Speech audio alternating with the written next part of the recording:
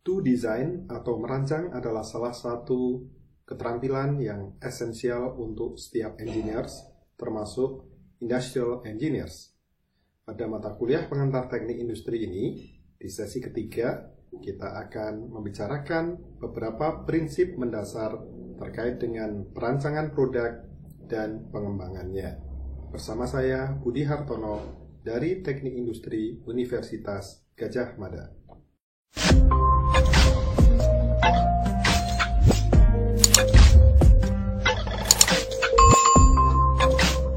Untuk awalannya, mari kita melakukan sedikit refleksi. Tentunya adik-adik mahasiswa kenal yang namanya gembor. Mungkin untuk mereka yang di luar Jogja tidak familiar apa yang disebut gembor. Gembor itu adalah alat yang dipakai untuk mengairi tanaman. Jadi kalian bawa, pegang-pegang, kemudian diairi di situ. Saya ingin kalian membayangkan gembor atau alat untuk mengairi tanaman yang sudah Anda familiar di sana. Penggunaannya minimal pernah melihatnya. Bayangkan dalam pikiran Anda, kira-kira gembor tersebut. Kemudian kalau bisa, Anda coba bikin sketch. Kira-kira gembor yang ada dalam pikiran kalian itu seperti apa? Itu satu. Kemudian yang kedua, dari gembor yang sama, coba dipikirkan. Kira-kira warna yang biasanya dijual itu apa saja. Kemudian yang ketiga, bahan yang digunakan untuk membuat gembor tersebut. Keempat, coba dijawab juga untuk gembor yang sama. Kira-kira kalau Anda punya di rumah, Anda akan letakkan di mana? Akan simpan di mana? Ruang tamu, gudang, atau yang lainnya? Dan yang terakhir sekali, coba dijawab, kira-kira kalau untuk gembor yang seperti itu, harganya yang layak berapa? 5 hal ini silahkan dicoba dijawab untuk gembor yang ada di dalam pikiran Anda. Oke. Biasanya dalam sesi di luar online, jadi offline, saya akan meminta mahasiswa untuk menjawab langsung dan meminta perwakilan untuk mencoba menggambar.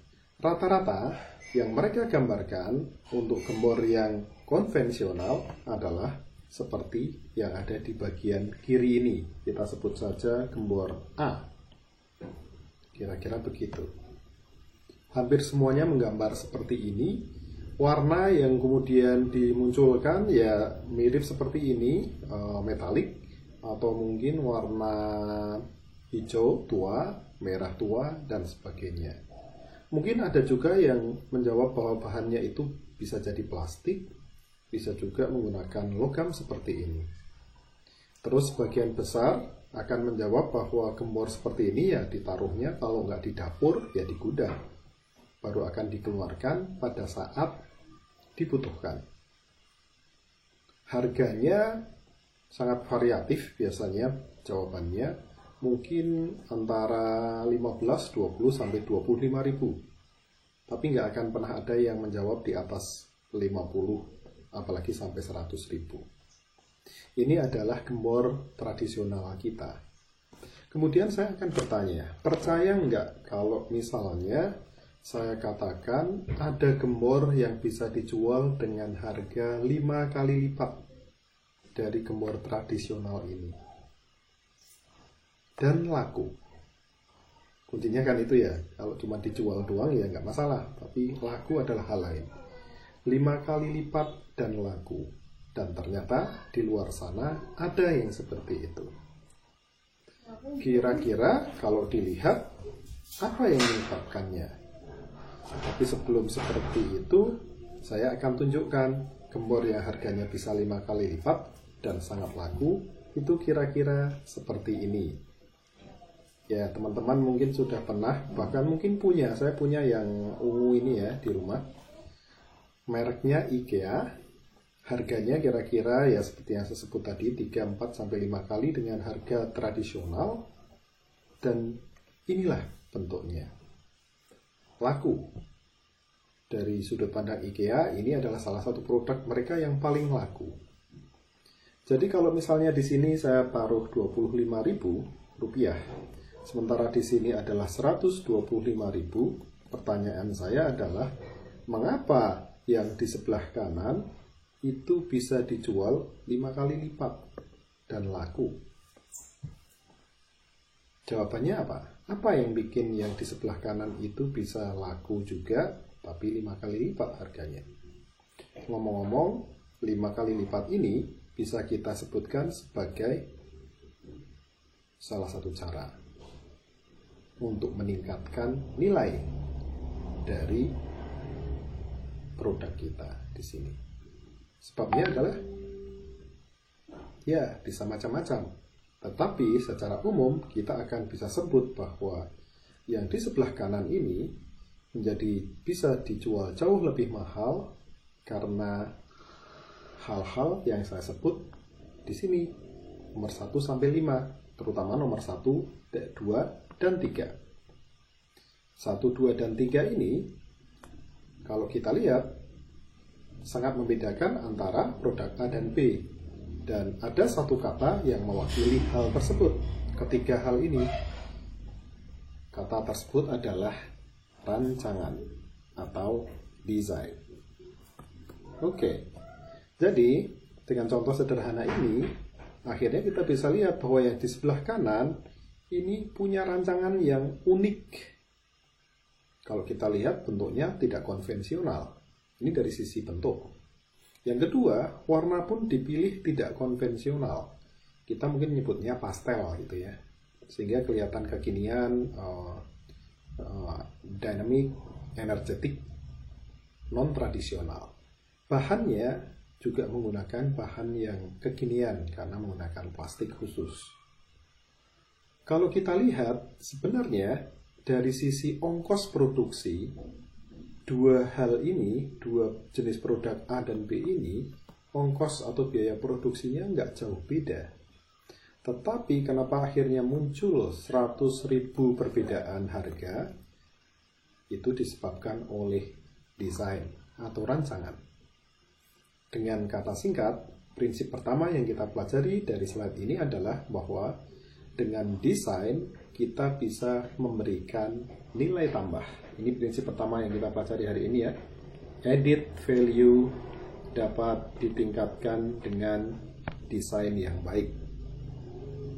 Dalam kasus ini, added value direfleksikan dengan harga yang mau dibayarkan oleh pelanggan. Yang nomor 4, letak. Kalau di rumah saya, karena bentuknya yang unik, saya tidak taruh itu di gudang. Bahkan saya taruhnya di ruang tamu sebagai salah satu display yang unik di situ. Jadi slide ini menunjukkan bagaimana peran dari desain dalam meningkatkan added value sebagai prinsip pertama kita pada kuliah hari ini. Di kuliah-kuliah berikutnya, di salah satu semester juga, Anda akan bertemu dengan mata kuliah khusus Product Design and Development. Di sana ada praktikumnya, ada tugas kelompok. Kira-kira ya, kalau kita lihat di luar negeri, salah satu produknya seperti yang dilakukan teman-teman di MIT seperti ini. Kalau Anda lihat apa yang dikerjakan oleh teman-teman di MIT maupun yang di tempat kita, kakak-kakak tingkat Anda, itu adalah sesuatu yang menarik seperti yang ditunjukkan di sini. Nanti di tingkat yang lebih tinggi, di semester ke-7, Anda akan bertemu kembali dengan tugas perancangan yang lain. Kalau di kuliah di tingkat sebelumnya Anda merancang produk, di semester 7 Anda akan diminta untuk melakukan tugas perancangan sistem. Jadi kalau ini produk, kemudian nanti sistem. Karena dua hal ini adalah merancang produk dan merancang sistem adalah bagian dari kemampuan industrial engineers.